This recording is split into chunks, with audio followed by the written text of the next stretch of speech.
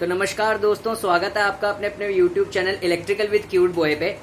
तो दोस्तों, आज मैंने बहुत ही इम्पोर्टेंट 3 वीडियोस डाली थी, आपने वो ज़रूर देखी होंगी। एक तो मैंने डाली थी यूपीपीसीएल का जो अवर अभियंता विद्युत यानी जेई का एग्ज़ाम होता है, उसका सिलेबस क्या है एग्जैक्ट, और उतना ही है वो। और फिर मैंने उसको बताया कि उसमें एग्ज़ाम स्ट्रेटेजी आपकी क्या होनी चाहिए, ठीक है। अगर टफ आया तो ऑटोमेटिकली कट ऑफ डाउन चले जाती है। बहुत सारी चीज़ों को मैंने डिस्कस किया था उसके अंदर, ठीक है। और चैनल का नाम बिल्कुल वही है, इलेक्ट्रिकल विद क्यूट बॉय। तो मेरे को बहुत सारों ने मोटिवेट भी किया। उसके बाद मैंने एसएससी जेई के लिए नॉन टेक स्ट्रेटेजी बताई है। जो जो सब्जेक्ट मैंने उसमें बोले हैं ना, वही आएंगे नॉन टेक में से। जीएस में जीएस की स्ट्रेटेजी, फिर रीजनिंग की बताऊंगा अगले वीडियो में, ठीक है। और एमसीक्यू की ना वीडियो बन के नेटवर्क की, वो कल लॉन्च हो जाएगी। लॉन्च आज ही करने वाला था लेकिन मैं कर नहीं पाया किसी तरीके से। वो कल लॉन्च हो जाएगी नेटवर्क का जो अगला पार्ट आना वीडियो का एमसीक्यू का। जैसे एसी सर्किट की प्लेलिस्ट बनाई है ना, ऐसे नेटवर्क की भी बनाऊंगा, ठीक है। अच्छा, तो चैनल का नाम बिल्कुल वही है, क्यूट बॉय, ठीक है। तो मेरे को कुछ सब्सक्राइबर हैं जिन्होंने कि बहुत ही मोटिवेट किया कि बहुत अच्छा नाम है चैनल का, ठीक है। और इलेक्ट्रिकल विद क्यूट बॉय से ही मुझे लोग जानते हैं और आगे भी जानेंगे, ठीक है। तो अब मैंने क्या कर दिया है कि जो नेगेटिव कमेंट्स करने वाले हैं ना, वो तो नेगेटिव करते ही रहेंगे, ठीक है। तो उनको मैं निगलेक्ट करता हूँ अब, ठीक है, कि उन्हें करना है तो करने दो, ठीक है। मैं यही नाम रखूंगा, ठीक है। अच्छा, तो मैंने ना इंपॉर्टेंट टॉपिक्स डाले हैं एसएससी जेई के, और कि नॉन टेक स्ट्रेटेजी उसमें क्या रहेगी, ठीक है। और मैंने जीएस के लिए डाली थी नॉन टेक स्ट्रेटेजी। रीजनिंग के लिए भी लेके आऊंगा कि इसमें रीजनिंग कैसे पढ़ें, मतलब बढ़िया, मतलब इसमें क्या क्या टॉपिक्स वो ज्यादा पूछता है रीजनिंग में, ठीक है। क्योंकि मैंने पहले भी एसएससी जेई के पेपर दिए हुए हैं, तो मेरे को बहुत ज्यादा इसमें एक्सपीरियंस है, ठीक है। अच्छा चलो अभी जो टॉपिक है वो फैक्ट वीडियो है, क्योंकि मेरी फैक्ट वीडियो भी आती है। ये फैक्ट वीडियो इसलिए देखनी है आपने, इससे ना कॉन्सेप्ट्स रिकॉल होते हैं। आज की ना सबसे इंपॉर्टेंट फैक्ट वीडियो में क्या डिस्कशन है कि जब भी हम देखते हैं कि जनरेटिंग स्टेशन पे जो 11 केवी प्रोड्यूस होती है ना, अच्छा जनरेटिंग स्टेशन कोई सा भी हो, थर्मल हो, हाइड्रो हो, ठीक है, न्यूक्लियर हो, इंडिया में जो स्टैंडर्ड वोल्टेज जनरेशन है ना इंडिया का, वो 11 केवी है। अच्छा, ये 11 केवी जो जनरेशन है, ये एक्चुअली में जब इसको 11 केवी पे जनरेट करते हैं ना, तो जनरेटिंग स्टेशन पे जो स्टेप अप ट्रांसफार्मर हम यूज करते हैं, वो इस 11 केवी को ना बहुत ज्यादा हायर वोल्टेज लेवल पे स्टेप अप करता है। जैसे 400 केवी हो गया, 132 केवी हो गया, 220 केवी हो गया, ठीक है। तो ये जो हम हायर वोल्टेज यूज करते हैं ना स्टार्टिंग में ट्रांसमिशन के लिए, ये क्यों करते हैं? ये सबसे इंपॉर्टेंट क्वेश्चन होता है और ये हर इलेक्ट्रिकल इंजीनियर को पता होना चाहिए। और ये खासकर जो ऐसे एग्जाम्स होते हैं ना जिनमें अभी भी स्किल टेस्ट बहुत ही इंपॉर्टेंट है। जैसे कि कोई रिफाइनरी का एग्जाम देते हैं इंडियन ऑयल की, तो वहां पे अभी भी इंटरव्यू है जिसको स्किल टेस्ट बोलते हैं। एनपीसीआईएल में एक अभी कॉन्ट्रैक्ट बेसिस की 1 ईयर एक्सपीरियंस, पता नहीं शायद फुल पूरी, मतलब हाँ वो पक्की जॉब निकली है, अभी बिल्कुल निकली है। एनपीसीआईएल बोलते हैं न्यूक्लियर पावर कॉर्पोरेशन। अगर उसमें किसी को एक्सपीरियंस है ना 1 साल का, तो वो उसके लिए डायरेक्ट इंटरव्यू ले रहे हैं, ठीक है, बिना एग्जाम कराए, ठीक है।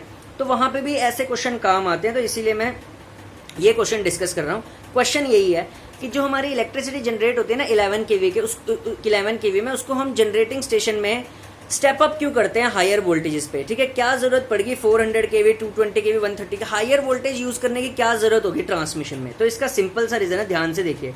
जितनी ज्यादा वोल्टेज हाई होती है ना transmission voltage, current transmission line में उतना कम होता है। अच्छा, फिर क्या फायदा हो गया करंट को कम करने के लिए? देखिए, करंट अगर ट्रांसमिशन लाइन में कम होएगा, ठीक है, तो इससे क्या होएगा, एक तो हमारे I2R लॉसेस कम होएंगे, क्योंकि करंट कम हो गया तो कॉपर लॉसेस हमारे कम हो जाएंगे। क्योंकि ऑब्वियसली बात है, वाइंडिंग की ना कुछ ना वाइंडिंग कह रहा हूँ, ट्रांसमिशन लाइन की कुछ ना कुछ रेजिस्टेंस होती है। उस रेजिस्टेंस से अगर हमारा करंट पास करता है और यदि हमने करंट का मैग्नीट्यूड कम कर दिया, तो I2R overall magnitude copper losses का कम हो गया। कॉपर लॉसेस अगर हमारे कम होंगे तो एफिशिएंसी इंप्रूव होगी। और दूसरी चीज, जैसे ही वोल्टेज बढ़ी, ठीक है, करंट कम हुआ, करंट कम होने से क्या होता है, जो एरिया ऑफ क्रॉस सेक्शनल होता है ना कंडक्टर का, वो कम लगता है। हायर वोल्टेज ट्रांसमिशन में अगर हमारे पास करंट कम हो जाएगा, तो जो क्रॉस सेक्शनल एरिया होता है ना कंडक्टर का, वो हमारा रिड्यूस हो जाएगा। और अगर क्रॉस सेक्शनल एरिया कंडक्टर का एक बार रिड्यूस हो गया, तो जो कॉस्ट ऑफ कंडक्टर लगेगी वो कम लगेगी। ये दूसरा फायदा, ठीक है। तो इंजीनियरिंग में हम फायदे ज्यादा देखते हैं कि हमें फायदे ज्यादा क्या क्या है, ठीक है। अच्छा, तीसरा फायदा जो सबसे बड़ा है कि यदि हमारे आई स्क्वायर आर लॉसेस कम हुए हैं, इसका मतलब लॉसेस कभी भी अगर किसी भी सिस्टम में कम होते हैं ना, तो वोल्टेज रेगुलेशन हमारी इंप्रूव हो जाती है। वोल्टेज रेगुलेशन क्या होती है? नो लोड से फुल लोड तक वोल्टेज का कम से कम ड्रॉप होने को बोलते हैं वोल्टेज रेगुलेशन, ठीक है। तो अगर हमारे लॉसेस कम हुए तो वोल्टेज रेगुलेशन हमारी बेटर हो जाती है इससे, ठीक है। और वोल्टेज रेगुलेशन अगर हमारी बेटर हो गई, लॉसेस हमारे रिड्यूस हो गए, तो ओवरऑल एफिशिएंसी जो होती है ना ट्रांसमिशन सिस्टम की, वो हमारी इससे बढ़ जाती है हायर वोल्टेजेस को यूज करने से, ठीक है। तो इसीलिए हायर वोल्टेजेस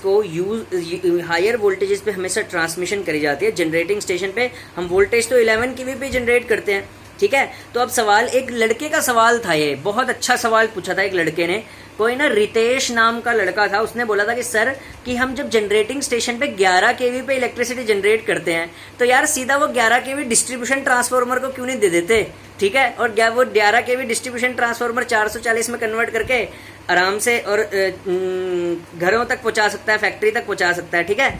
तो क्या जरूरत पड़ती है हमें वो कह रहा था ट्रांसमिशन करने की हमें जरूरत क्या क्यों पड़ती है। तो रितेश जी आपने बहुत अच्छा क्वेश्चन पूछा। ट्रांसमिशन इसीलिए जरूरी होती है क्योंकि देखिए जनरेटिंग स्टेशन बहुत दूर होता है और कंज्यूमर एंड अगर बहुत ही ज्यादा दूर होता है, अगर मैं 11 केवी की इलेक्ट्रिसिटी जनरेटिंग एंड से सीधा कंज्यूमर एंड तक पहुंचा दूंगा तो लॉसेस कितने ज्यादा होंगे। तो जितनी दूर तक इलेक्ट्रिसिटी हमारी ट्रांसमिट होती है तो हमें उसको उतनी हायर वोल्टेज तक ट्रांसमिट करना पड़ता है ताकि लॉसेस सिस्टम के रिड्यूस हो सके। वैसे क्वेश्चन इस लड़के ने बहुत अच्छा पूछा कि सर इतना खर्चा करने की, मतलब ट्रांसमिशन डिपार्टमेंट की बनाने की क्या जरूरत है बिजली बोर्ड में। ये लड़का ये बोल रहा है कि 11 केवी जब इलेक्ट्रिसिटी जनरेट करता है जनरेटिंग स्टेशन तो क्यों ना डायरेक्टली कंज्यूमर तक 11 केवी दे दे, मतलब फिर डिस्ट्रीब्यूशन ट्रांसफार्मर जो पोल माउंटेड होता है कह रहा है उस पर जनरेटिंग स्टेशन डायरेक्टली 11 केवी दे दे। तो क्वेश्चन आपने बहुत अच्छा पूछा है पर ऐसा कर नहीं सकते। अगर हम जनरेटिंग स्टेशन से डायरेक्ट 11 केवी का 11 केवी पोल माउंटेड सबस्टेशन पे दे देंगे तो भैया लॉसेस बहुत ज्यादा होंगे उससे। तो सबसे पहले हम, क्योंकि डिस्टेंस ऑफ ट्रांसमिशन बहुत ज्यादा है, डिस्टेंस जनरेशन से जो डिस्टेंस है कंज्यूमर तक का वो बहुत ज्यादा है, तो हम क्या करते हैं मिनिमम लॉसेस के थ्रू हमेशा ट्रांसमिशन करते हैं, ठीक है। इसीलिए ट्रांसमिशन करनी जरूरी होती है। मतलब जनरेटिंग स्टेशन पे 11 केवी से 400 केवी, 220 केवी, 132 केवी, ये जो हायर वोल्टेज हम अचीव करते हैं ना, ये पावर सिस्टम की एफिशिएंसी बढ़ाने के लिए करते हैं क्योंकि लॉसेज रिड्यूस हो जाते हैं इससे, ठीक है। तो बहुत ही अच्छा क्वेश्चन था, बहुत ही अच्छा कंसेप्ट था। आपके मन में कोई भी डाउट होता है ना किसी भी क्वेश्चन से रिलेटेड, वो मेरे को पूछ दिया करो, मैं उसको ऐसे बता दूंगा, ठीक है। थैंक यू, ठीक है। अच्छा, कल का lecture switch gear and protection का हर किसी ने अटेम्प्ट करना है। उसमें ना मेकिंग कैपेसिटी, ब्रेकिंग कैपेसिटी, ये जो क्वेश्चन होते हैं ना, ये जो टॉपिक्स होते हैं, इनको लिख के कराऊंगा। मतलब थ्योरी पढ़ा रहा हूं मैं स्विच गियर की, इसके बाद टाइप्स ऑफ सर्किट ब्रेकर पढ़ेंगे, ठीक है। प्लेन ब्रेक हो गया, ये हो गया, और नेटवर्क के एमसीक्यू कल आ जाएंगे, वीडियो बन गया, कल आ जाएंगे, ठीक है। तो थैंक यू। अच्छा,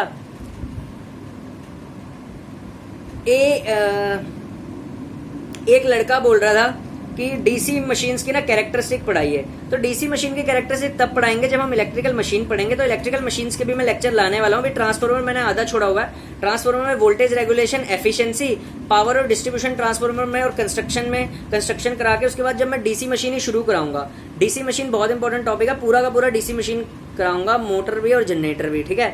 तो थैंक यू।